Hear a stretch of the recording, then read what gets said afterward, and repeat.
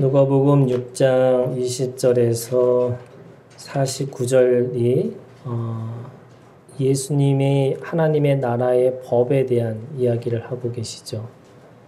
하나님의 나라에 믿는 사람들이 살아가는 방식 또는 태도에 대해서 이야기하고 있습니다.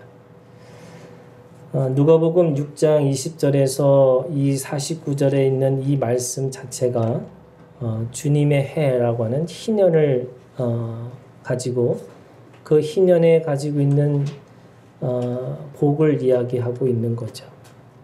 그래서 희년을 맞이한 사람들을 향해서 오늘 예수님은 첫 번째로 이 사랑의 율법을 선포하고 계십니다. 본문 말씀은 원수를 향한 사랑의 율법이죠.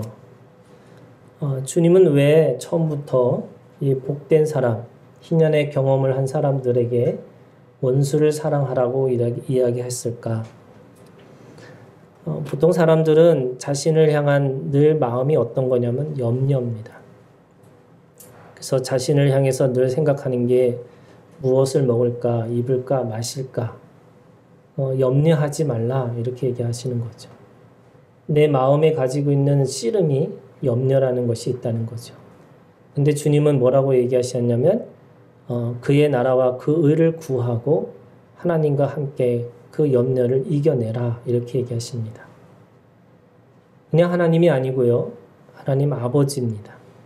그래서 고아처럼 자기가 혼자 생각하고 혼자 결정하는 것이 아니라 하나님 아버지가 모든 먹을 거, 입을 거, 마실 거 다 이미 그렇게 준비하고 계시고 그 준비한 것을 통해서 하나님께서 주신다 이렇게 얘기합니다. 자신을 향한 마음이 염려라고 한다면 다른 사람들의 관계 안에서는 그것이 갈등입니다. 그래서 늘 갈등 가운데 문제 속에 사람들이 살고 있는 거죠. 갈등은 무엇으로 해결할 수 있을까? 오늘 말씀해 보면 그것이 사랑입니다. 사랑하라는 것이 주님의 뜻이죠. 구약에서는 내 이웃을 내 몸처럼 사랑하라 이렇게 얘기하셨습니다. 당연히 내가 좋아하고 내 취향에 맞는 사람만을 이웃이라고 하지는 않았습니다. 출애굽기 23장 4절에서 5절에 있는 말씀에 보면 구약에 있는 말씀에도 똑같이 원수 사랑에 대한 말씀이 있습니다. 네가 만일 네 원수의 길 잃은 소나 나귀를 보거든 반드시 그 사람에게로 돌릴지며 네가 만일 너를 미워하는 자의 나귀가 짐을 싣고 엎드려짐을 보거든 그것을 버려두지 말고 그것을 도와 그 짐을 부를지니라 이렇게 얘기하고 있죠. 그러니까 신약에서만 원수 사랑이 있는 게 아니라 구약에서도 율법 안에서도 원수에 대해서 그렇게 선대하라라고 말씀하고 있습니다. 주님은 구약에서 내 몸처럼 이웃을 사랑하라라고 하는 내가 기준이잖아요. 그런데 주님이 주시는 새 계명은 기준이 다릅니다. 내가 너희를 사랑한 것 같이 너희도 서로 사랑하라 이렇게 말씀하셨죠. 내가 너희를 사랑한 것 같이라는 말이 하나님의 아들이라고 하는 다시 말해서 하나님의 기준까지 올라가는 겁니다. 구약의 말씀은 내 기준에 의해서 내가 내 몸이 원하는 대로 또는 내가 원하는 몸의 그 상태처럼 이웃을 사랑하라 이렇게 얘기하는 건데 그것이 아니라 하나님의 기준, 예수님이 사랑한 것처럼 자신을 위해서 살아갔던 인생이 아니라 남을 위해서 살아서 죽기까지 사랑하셨던 것처럼 너희도 서로 사랑하라. 그래서 이 계명을 새 계명이라고 이야기하고 있습니다. 나로부터 해서 주님으로 기준이 바뀐 거죠. 그래서 사람의 사랑이 아니라 하나님의 아들 예수님의 사랑의 기준까지 사랑하라고 하셨습니다. 그럼 기준이 높아진 거죠. 더 높은 차원의 사랑을 하라 이렇게 얘기하고 있습니다. 그런 의미에서 오늘 본문에서 원수를 사랑하라라고 하는 것은 세 가지의 정신 또는 세 가지의 사랑이 있습니다. 27절부터 28절에 있는 말씀에 보면요. 이 말씀 자체가 반대 정신의 사랑입니다. 원수는 사랑하고 미워하는 자는 선대하고 저주하는 자는 축복하고 모욕하는 자를 위해서 기도하라 이렇게 말씀하죠. 사랑하고 선대하고 축복하고 기도하는 것, 그것이 뭐냐면 원수가 하지 않는 것이에요. 정확하게 원수와 다르게 또는 반대로 하라 이렇게 얘기하고 있습니다. 주님의 십자가가 바로 그 반대 정신을 그대로 몸으로 보여주신 사건이죠. 두 번째는 29절에서 30절에 있는 말씀입니다. 여기에는 하나 더 사랑이 있습니다. 29절에 폭력을 행하는 자, 하나 더 하라고 하셨어요. 누가복음에서는 방향이 없죠. 오른뺨, 왼뺨 없습니다. 이쪽 뺨을 맞거든 저 뺨을 돌려대라 이렇게 얘기했지만 마태복음에서는 오른쪽 뺨을 맞거든 왼쪽 뺨을 대라 이렇게 얘기하셨습니다. 근데 사람이 살면서 오른쪽 뺨을 맞기가 쉽지가 않습니다. 대부분 오른손잡이기 때문에 다 왼쪽 뺨을 맞는 거죠. 그러니까 오른쪽 뺨을 맞는다는 건 굉장히 모욕과 수치입니다. 그러니까 조롱이죠, 조롱. 그런데 그 조롱조차도 받으라 이렇게 얘기합니다. 아니죠. 더 받으라는 거죠. 하나 더 하라는 겁니다.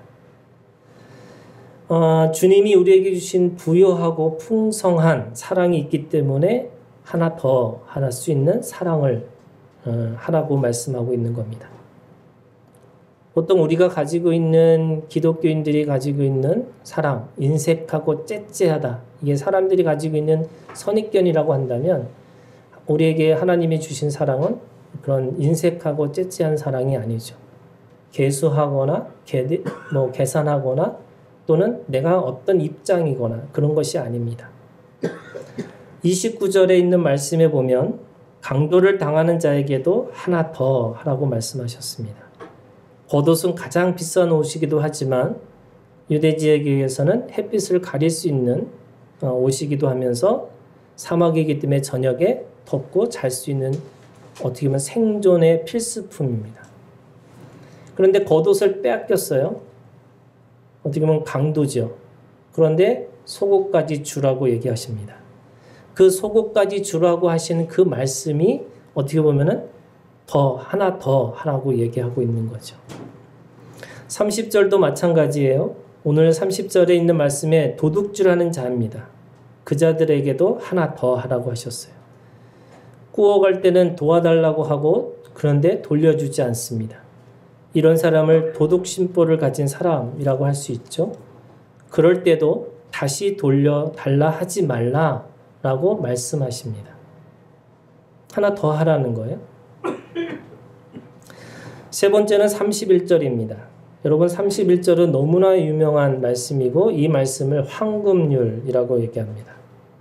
이 말씀이 황금률이라고 불리게 된 기원은 3세기 황제 알렉산더 세베루스가 이 글을 황금으로 써서 붙였다라고 하는 것에 유래합니다. 그런데요, 그것보다 먼저 이 황금률의 이 말씀은 모든 인류, 모든 사람들에게 도덕과 기준에 가장 적합한 말씀이기 때문에 황금률 또는 선지자가 그 선지자와 모든 율법의 정신을 담고 있는 말씀이기 때문에 황금률이라고 얘기합니다. 이 31절에 있는 말씀을 보면요. 남에게 대접을 받고자 하는 대로 여기에 뭐가 되냐면 먼저 너희도 남을 대접하라. 그래서 여기에 있는 말씀은 먼저 사랑입니다. 사람들이 대부분이 이에는 이, 눈에는 눈. 그래서 그 사람이 어떻게 하느냐에 따라서 자신이 가지고 있는 마음, 감정도 그렇게 표현하는 거죠. 그래서 그렇게 하기 때문에 나도 그렇게 할 수밖에 없어. 이렇게 사람들이 핑계를 댑니다. 근데 황금률은 그게 아니라 뭐냐면 그 사람이 어떻게 하든 상관없이 먼저 대접하라는 거예요. 이것이 이 31절에 가지고 있는 사랑입니다. 그러면서 동시에 또 한 가지가 있어요. 이 말씀 안에는 역지사지라는 것이 있습니다. 반대로 생각해 보는 거예요. 상대의 입장에서 생각해 보는 겁니다. 상대가 그렇게 어떻게 생각할 수 있을까? 그 생각하는 것만큼으로 해주라는 겁니다. 그런 의미에서 먼저 상대방의 입장을 생각하고 그렇게 대접하라 이렇게 말씀하고 있습니다. 여러분 27절부터 31절까지 어떻게 보면은 이 원수의 사랑을 과연 할 수 있을까? 예를 들면 마태복음 5장부터 이 7장까지 사람들이 산상수훈이라고 그래갖고 하나님의 율법, 예수 그리스도의 율법이라고 생각해서 그걸 과연 지킬 수 있을까? 그것이 여러분 생각을 해보세요. 여기에 원수를 사랑하고 미워하는 자를 선대하고 저주하는 자를 축복하고 모욕한 자를 위해서 기도하라. 이게 쉽지 않은 겁니다. 사람들은 세상 사람들은 더 분명하게 알고 있죠. 무슨 말이냐면 교회 사람들이 사랑이 없습니다. 교회 사람들이 어떻게 보면 더 계산적이고 또 더 어떻게 보면 이익을 따지고 살아갑니다. 그래서 나한테 좋을 때는 아멘이고 나한테 안 좋을 때는 아멘을 할 수가 없습니다. 이게 감정인 거죠. 뭐 당연한 겁니다. 그러나 오늘 주님께서 말씀하세요. 사랑하라고. 근데 어디까지 사랑하느냐? 원수까지 사랑하라. 이렇게 얘기합니다. 그래서 사람들은 얘기합니다. 이걸 어떻게 지켜? 이건 사람으로 도저히 지킬 수 없는 거야. 라고 생각해서 어떻게 했냐면 이거는 천국 가서 지켜야 될 말씀이다. 이렇게 얘기하는 거죠. 근데 좀 생각해 보세요. 여러분 천국에 원수가 있을까요? 천국에 원수까지 있으면 끔찍하잖아요. 그렇잖아요? 이 천국에 가서 지켜야 될 말씀이 아닙니다. 그러면 또 어떤 사람들은요, 이거를 아예 문자적으로 믿기를 결정하는 사람들이 있어요. 그런 사람들을 기독교 역사 속에서는 뭐라고 하냐면 절대 평화주의자라고 얘기합니다. 그래서 이 사람들은 똑같이 구약의 율법처럼 이 신약의 율법도 똑같이 그렇게 1.1획이라도 틀림없이 지켜야 된다라고 생각하는 거죠. 근데 절대적 평화주의자들이 생각하는 건 뭐냐? 절대 폭력 쓰는 거 아니에요? 그러니까 군대도 가지 않습니다. 그러니까 그들은 어떤 폭력, 어떤 행위도, 어떤 대응도 하고 살면 안 된다고 생각하는 거죠. 근데 여러분 생각을 해보세요. 10명만 살고 있는 동네에 9사람이 이 절대적 평화주의자예요. 한 사람만 악한 사람이에요. 그러면 사람들이 생각하기에 이 9사람 때문에 한 사람이 변할 거라고 생각하는데 절대 변하지 않습니다. 오히려 이 악한 사람 한 사람이 자기 마음대로 자기 멋대로 자기가 해버려요. 그래서 그 동네가 악한 동네가 됩니다. 왜요? 그 절대적 평화주의자들은 아무것도 하지 않기 때문에 그런 거죠. 그러니까 자기네 반응도 하지 않습니다. 어쩌면 이것이 우리가 가지고 있는 이 딜레마죠. 내가 이거를 지켜야 되는 건지 또는 지키지 말아야 되는 건지 또 이거 1.1획이라도 내가 이걸 꼭 지켜야 되는 건지 아닌지 이게 고민입니다. 근데 모세의 율법과 예수님의 율법의 차이가 있습니다. 여러분 그 율법의 정의를 가장 잘 드러낸 말씀이 요한복음 1장 17절에 있는 말씀이에요. 여러분 한번 보실까요? 요한복음 1장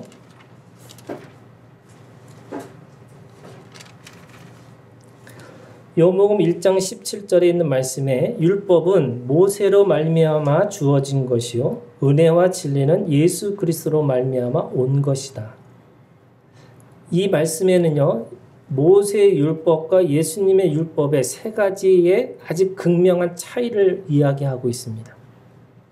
첫 번째 모세의 율법인데 이 모세의 율법을 무슨 율법이라고 하냐면 심판의 율법이라고 해요.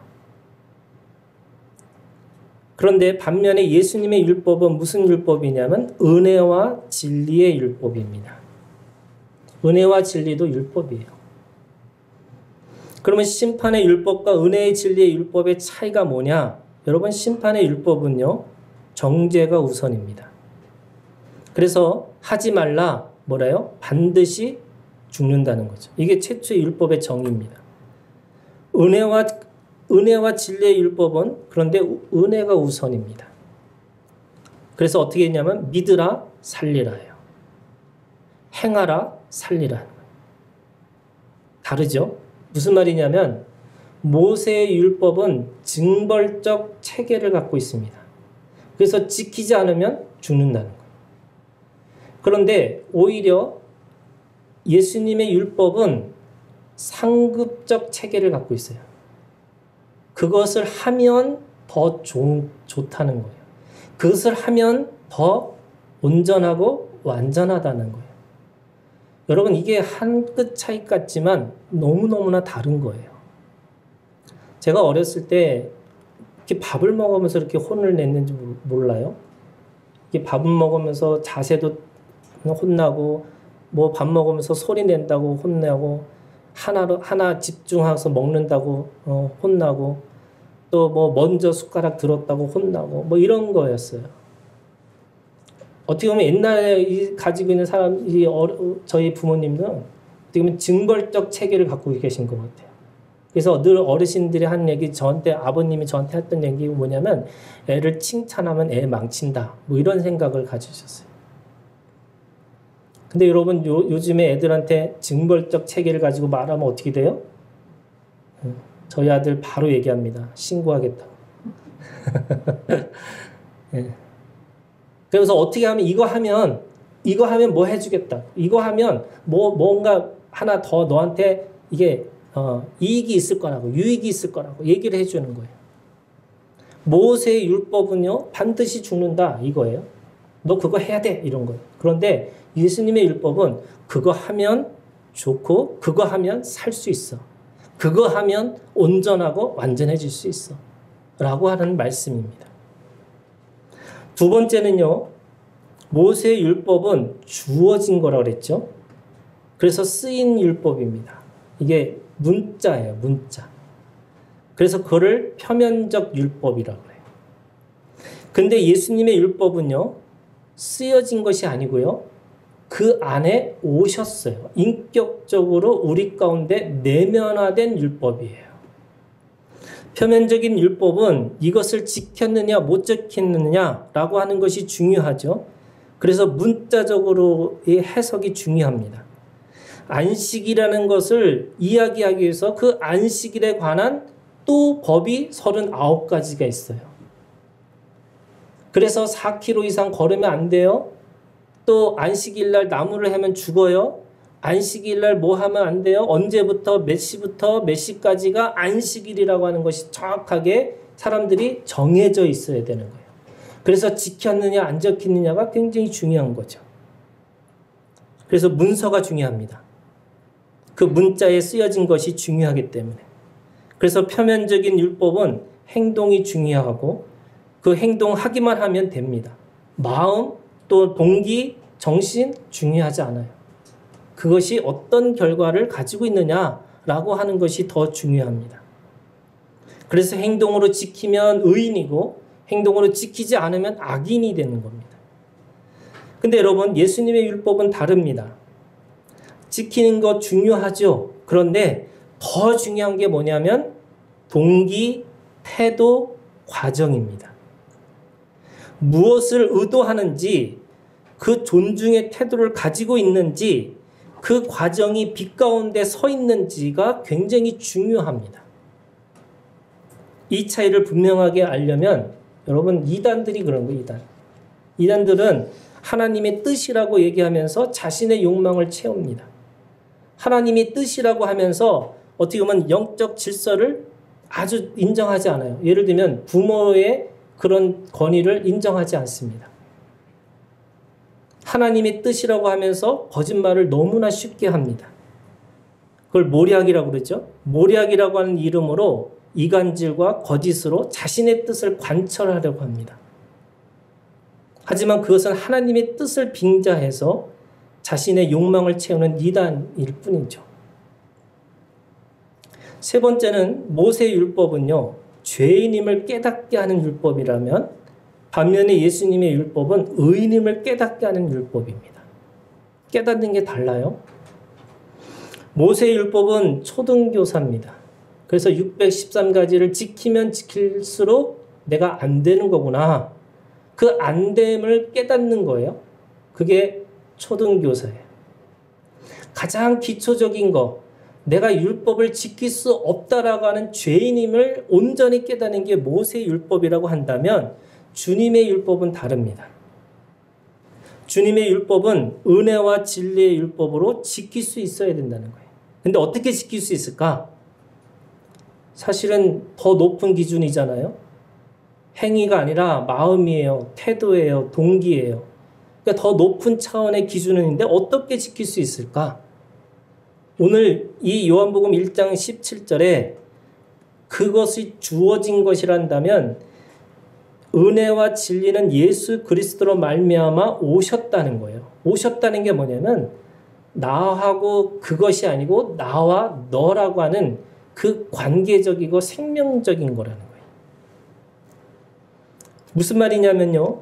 하나님은 오늘 우리 가운데 율법을 지키라고 말씀하셨어요. 그런데 그 율법을 어떻게 지키느냐? 장성한 분량까지 자라나도록 지키라는 거예요. 무슨 말이냐면요. 율법 자체도 계속 내 안에서 자라난다는 거예요. 오셨으니까. 그 오신 그 율법이 오늘 나하고 관계하면서 내가 지킬 수 있는 것만큼 그 믿음의 분량만큼 그래서 그것조차도 하나님 앞에서 동기와 그리고 태도와 그 과정 속에서 계속해서 그 안에서 자라나기를 원하고 계시다는 겁니다. 이것이 생명의 율법입니다. 그러면 율법은 우리의 믿음으로 자라나는 거죠. 작은 실천이 점점 더 큰 실천으로 자라나게 됩니다. 나를 보던 사람들이 서로를 보게 됩니다. 개인의 구원에서 하나님의 나라를 살게 됩니다. 주님으로 오신 율법이 우리 가운데 장성한 분량까지 자라나게 하는 것입니다. 그럼 여러분 이 율법 지켜야 돼요? 오늘 원수 사랑 지켜야 되는 겁니까? 반드시 지키셔야 돼요. 그죠? 반드시 지키라고 말씀 주신 거예요. 이거는 뭐 천국 가서 지켜야 되는 거지 아니면 내가 점점 더 자라나서 마지막에 지킬 수 있는 거지가 아니라 지켜야 되는 거죠. 그런데 그 지키는 것조차도 어떻게 보면 오늘 우리가 그것이 하나의 문서적인 걸로 들어오는 것이 아니라 내가 그 믿음의 분량만큼 생각한 것만큼 점점점 자라나는 율법으로 지키라고 말씀하고 있는 거죠. 자, 그런 말씀을 오늘 32절부터요, 36절까지 설명하고 있습니다. 원수 사랑하라는 거예요. 근데 이 원수 사랑을 어떻게 해야 되느냐? 그 사랑하는 이유에 대해서 32절부터 36절까지 이유를 설명하고 있습니다. 32절에 너희가 만일 너희를 사랑하는 자만을 사랑하면 칭찬받을 것이 무엇이냐? 죄인들도 사랑하는 자는 사랑하니라. 너희가 만일 선대하는 자만을 선대하면 칭찬받을 것이 무엇이냐? 죄인들도 이렇게 하니라. 너희가 받기를 바라고 사람들에게 꾸어주면 칭찬받을 것이 무엇이냐? 죄인들도 그만큼 받고자 하여 죄인에게 꾸어주니라. 죄인들도 한다는 거죠. 그러면 우리는 믿음으로 말미암아 의인이 됐어요. 근데 그 의인이 할 수 있는 거는 뭐냐면 여러분 칭찬이에요. 하나님 아버지로부터 칭찬받는 일이기 때문에 그 율법을 내가 사랑으로 지킬 수 있다는 거예요. 그 아버지에게 오늘 말씀해 보면 보상이라고 하는 말이 있어요. 35절에 너희 상이 클 것이다. 그 상이 무슨 상이냐? 칭찬의 상이에요. 하나님 아버지가 칭찬하시겠다는 거예요. 그래서 시편에 있는 말씀에 보면 이런 거예요. 나하고 너 다 원수들 이야기입니다. 시편에 있는 말씀에 보면. 원수가 왜 이렇게 많아요? 다 원수 이야기입니다. 그런데 나하고 너의 원수의 관계만 있는 게 아니라 나하고 너 사이에 하나님 아버지가 계시다는 거예요. 그래서 내가 내 성질대로 내 감정대로 하면 막 하고 싶지만 그 하나님 아버지가 계시기 때문에 그 아버지의 칭찬이 있기 때문에 내가 그것에 대해서 그 율법을 지키고 내가 그것을 따라가고 살 수 있겠다는 거예요. 여러분 하나님 아버지의 칭찬을 구하시는 그 소원을 가지시는 우리 하나교회 성도들이 되시길 주님의 이름으로 축복합니다. 그렇게 사셔야 돼요. 하나님 아버지의 칭찬을 받기를. 두 번째는요. 내가 이 말씀을 지킬 수 있는 원수 사랑까지 할 수 있는 이유는 35절에 이렇게 되어 있습니다. 또 중간에 지극히 높으신 이의 아들이 되리니. 두 번째 이유는 아들이 되기 위해서 자라나야 하기 때문입니다. 우리는 하나님 아버지의 사랑으로 아들이 되었습니다. 그러면 그 왕 같은 제사장의 아들로서 이제는 원수를 내가 갚아주는 게 아니라 그 원수도 끼고 살아야 되는 하나님 나라의 백성이라고 끼고 살할 수밖에 없는 어떻게 보면 리더십을 가지고 있는 거죠. 하나님의 아들이기 때문에 왕 같은 제사장이기 때문에 이제는 누구든지 자기를 비난하고 비판하고 아무리 뭐라 할지라도 함께 하나님의 나라에서 살아갈 수 있는 한 사람으로 대우하고 살아가는 거죠. 그래서 바보 같은 삶이지만 더 존귀한 삶이 우리 가운데 있다는 거기 때문에 그 존귀한 삶, 그 아들로, 하나님의 아들로 사는 우리의 삶이 있기 때문에 우리는 원수까지 사랑할 수 있다. 이렇게 말씀하고 있습니다. 그리고 세 번째요. 여러분 가장 중요한 겁니다. 어쩌면 오늘 이 원수를 사랑하는 그 마음에 대해서 그 모든 것을 할 수 있는 마음이라는 게 36절입니다. 36절 너희 아버지의 자비로우신 같이 너희도 자비로운 자가 되라. 아버지의 사랑, 아버지의 마음을 가진 자만이 원수를 사랑할 수 있다는 거예요.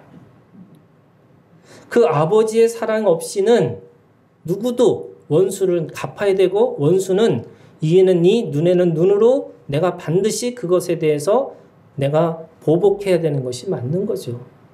근데 여러분 아버지의 사랑이 있어요.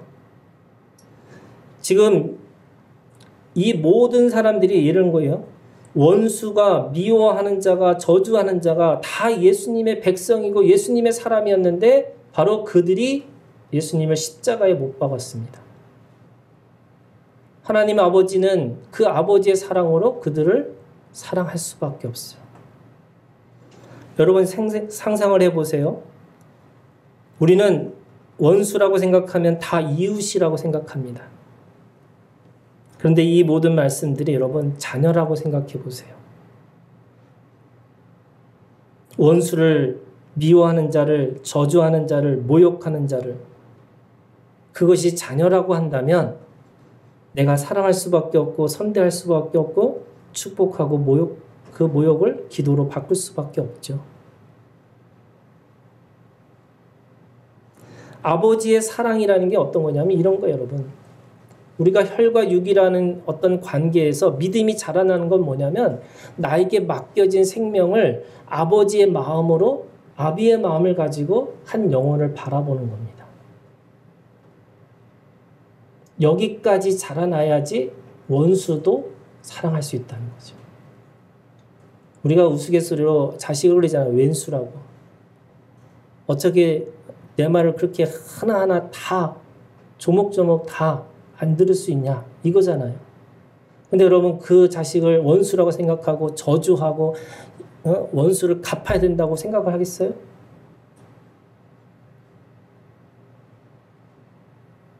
혈과 육이라고 하는 내 자식, 내 자식도 그렇게 아까워하는데 여러분 하나님이 나에게 맡겨진 생명이에요. 하나님이 나에게 맡겨주신 그 사람이에요. 그러면 그 원수라고 원수 짓을 한다 할지라도 사랑하는 거죠. 아버지의 마음, 그 아버지의 마음을 가지고 있어야지 육신의 정욕과 이생의 자랑과 어떻게 보면 안목의 그 정욕을 이겨낼 수 있다고 말씀하는 거죠. 여러분 목회는 어쩌면 우리의 신앙생활은 그 아비의 마음을 가지고 있는 사람들이 해야 되는 거고 전도는 누가 하느냐면 그 아버지의 마음을 가지고 있는 사람들이 하는 거죠. 여기에 아버지의 자비로우심을 배우는 믿음의 원리가 시편 126편에 있습니다. 여러분 126편은 이스라엘 사람들이 그 포로에서 노예에 해방돼 가지고 돌아오는 그것을 노래하는 하나의 시입니다. 그 126편에 있는 말씀에 보면 이 노래를 통해서 지금 이곳에서 오늘 우리 가운데 하나님의 나라가 어떻게 보여주시는지를 이야기하고 있습니다. 세 가지 믿음의 원리가 있습니다.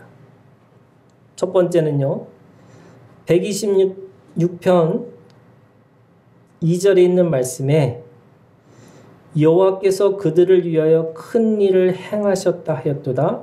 3절 여호와께서 우리를 위하여 큰 일을 행하셨으니 우리는 기쁘도다. 이 큰 일이라고 하는 은혜를 경험하는 사람이에요. 이거를 물이 바다 덮음과 같이 하는 은혜의 믿음입니다. 물이 바다 덮음과 같이 상상 못할 은혜이신 주님이 우리 가운데 오셨다고 믿고 우리가 고백하고 노래하는 겁니다. 이 큰 일이 어느 정도냐면 1절에 있는 말씀에 우리는 꿈꾸는 것 같았도다 이렇게 얘기합니다. 여러분 신앙생활 할 때 처음 했던 그런 마음을 감정을 기억하세요? 제가 아는 분이 그런 얘기예요. 진짜 예수님을 만나고 나니까 구름을 타고 둥둥둥 떠다니는 같은 마음이라고. 성경을 이걸 특심이라고 얘기합니다. 우리가 특심을 갖고 내가 특심을 기억하지 않으면 내가 아버지의 마음이 내 안에 들어갈 수가 없습니다. 다시 말해서 아버지의 사랑을 마음껏 받은 사람만이 아버지의 사랑을 마음껏 줄 수 있는 거죠. 하나님의 아버지의 마음을 내가 깊이 경험한 사람만이 이제는 원수도 계산하지 않고 계수하지 않고 계량하지 않고 그냥 사랑할 수밖에 없는 거죠. 은혜가 차고 넘친다는 것은 뭐냐? 그 넘침이 뭐냐면요. 계산하지 않는 거예요. 어느 날 갑자기 내가 그 마음에 가지고 계산하는 순간에 이제는 그 아버지의 마음, 은혜를 까먹을 수밖에 없습니다. 그 영원한 은혜를 기억하는 행위가 마음의 갈등을 용서와 긍휼로 바꾸게 합니다. 아버지의 마음으로 모든 생명을 용서와 긍휼의 마음으로 대하는 거죠. 그 아버지의 마음이 육신의 정욕과 안목의 정욕과 이생의 자랑을 떠나게 한다고 한다면 오늘 이곳에서 우리에게 주어진 문제 속에서 그 문제를 덮고 씻고 기억하지 않는 용서, 그 긍휼의 마음이 이 모든 죄인의 삶으로부터 벗어나게 할 수 있습니다. 두 번째는요. 오늘 믿음의 원리가 심은 대로 거둔다는 창조 질서의 믿음이에요. 여러분 씨를 뿌리는 자는 반드시 거둡니다. 이것이 자연의 진리죠. 자연의 순리입니다. 그 은혜의 율법도 마찬가지예요. 여러분 심은 대로 거두게 됩니다. 그래서 오늘 왜 사랑하고 선대하고 축복하고 기도합니까? 그게 하늘에 심는 것이기 때문에 그래요. 내가 그것에 하늘에다 심는 일이기 때문에 그렇습니다. 하늘에 심는 자가 하늘 창고에 거두게 되어 있습니다. 못된 습성으로 자신의 뜻으로 심는 자는 반드시 악의 열매를 거둔다는 거예요. 썩고 쇠하고 없어지는 물질로 심는 자는 그 물질이 똑같이 없어지고 쇠할 수밖에 없다는 거죠. 믿음이 아닌 것은 반드시 하늘나라의 창고에 쌓이지 않습니다. 심는 마음으로 살아야 하나님 나라의 법을 이루고 살 수 있습니다. 여러분 아무리 심는다 할지라도 우리가 도대체 이해되지 않고 설명되지 않는 악인들을 만나는 경우들이 있어요. 저는 악한 실체들이 영들의 영적 실체들이 있다고 믿습니다. 그럴 때 우리는 무엇을 해야 할까? 여러분 아까 이 절대적 평화주의자가 아니라 오늘 우리가 이 일상의 삶을 살면서 이 말씀을 이 예수님의 율법을 어떻게 지키고 살아갈 수 있을까? 저는 그거예요. 옳고 그름이 아니라 예 아니오로 살아가는 거죠. 예 진리예요. 아니오 그거는 비진리입니다. 예 그것은 순리고요. 아니오 그건 영리죠. 그런데 우리가 옳고 그름이라는 건 뭐냐? 정죄하는 겁니다. 근데 그 정죄로 가지고서는 누구도 그 안에서 살 수가 없습니다. 여러분 털어서 먼지 안 나는 사람 아무도 없어요. 하나님 앞에서 의인은 하나도 없습니다. 그래서 먼지 털면 털수록 그 안에서 악인만 만들어지는 거죠. 여러분 얼마나 악인을 만드느냐면 가장 선하신 예수님조차도 악인으로 죄인으로 십자가에서 죽으셨어요. 그것이 정죄고 그것이 심판의 율법의 정신이에요. 우리가 믿는 율법은 살리는 겁니다. 우리가 믿는 그 생명은 하나님 앞에 어떻게 해서 그렇게 살릴 수 있을까? 그 살리기 위해서 심는 거예요. 선대하고 축복하고 기도합니다. 그런데 그것도 안 돼요? 그러면 예, 아니요예요. 그건 맞고요. 그건 틀리고요. 이게 아니라 예, 아니요로 우리가 살아가는 겁니다. 그게 기준입니다. 그리고 그것도요. 믿음의 분량만큼 하는 겁니다. 내가 수준이 안 됐는데 내가 더 높은 수준으로 살아가는 것이 아니고요. 내게 맡겨진 그 믿음의 만큼 그 안에서 원수 사랑을 하고 살아가는 겁니다. 더한 것으로 사는 게 아니에요. 그래서 제가 시편을 좋아하는 이유가 시편은요. 그것에 대해서 아주 적나라하게 나타납니다. 여러분 시편을 읽어보시면 원수를 대하는데 어떻게 하느냐? 그 원수한테 얘기하는 게 아니고 하나님 앞에 고자질합니다. 그리고 그 고자질한 그 속에서 내가 어떤 사람인지 하나님이 어떤 분인지를 분명하게 알면서 하나님 앞에 나아갑니다. 그래서 하나님 앞에 나아가는 것이 예수 그리스도의 율법, 은혜와 진리를 지키고 살아가는 한 사람으로 살아가는 거죠. 세 번째는요. 역설입니다. 지극히 작은 자와 같은 역설의 믿음이 있어요. 시편 126편 8절에 눈물을 흘리고 울면서 뿌린 씨입니다. 여러분 씨예요. 너무나 작고 연약한 순입니다. 하지만 그 씨와 순이 오늘 말씀해 보니까 곡식단이 됐습니다. 눈물을 흘리고 울면서 뿌린 것이지만 반드시 기쁨으로 감사함으로 그 모든 것을 자라나게 하실 것입니다. 비록 여러분 작은 마음이지만 내가 작은 선대지만 하나님은 그것을 가장 큰 복으로 가장 큰 생명으로 자라나게 하실 것입니다. 그래서 믿음은 뭐냐? 여러분 믿음은 거창한 게 하는 게 아니고요. 나에게 맡겨진 또는 나에게 생각되시는 어떤 생명을 위해서 내가 그 생명을 위해서 지극히 작은 것 하나하나를 해야 나가는 것이 주님이 우리에게 주시는 그 하나님의 나라로 하나님의 원수를 사랑하는 마음으로 살아가는 것이죠. 작지만 하나님 나라에서는 그것이 가장 크다고 말씀하고 있습니다. 먼저 된 자가 나중되고 나중된 자가 먼저 될 수 있는 그런 많은 사람들이 있는 것처럼 오늘 하나님께서 비록 작은 일이라고 해도 그것이 충성되고 선하다고 말씀하시는 그 하나님 아버지의 자비로우심을 따라 우리가 오늘도 작은 것에 하나하나를 실천하고 살아가는 거죠.